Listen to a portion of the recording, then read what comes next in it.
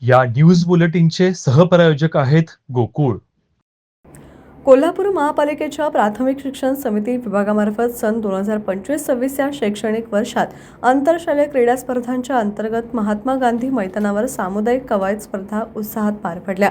आयुक्त के मंजुलक्ष्मी यांच्या प्रेरणेने तसेच उपायुक्त किरणकुमार धनवाडे आणि प्रशासनाधिकारी DC कुंभार यांच्या मार्गदर्शनाखाली या स्पर्धांचे आयोजन करण्यात आले होते. या स्पर्धेत महापालिकेच्या 10 शाळांनी मुले-मुली आणि मुले-मुली एकत्र अशा गटात सहभाग घेतला.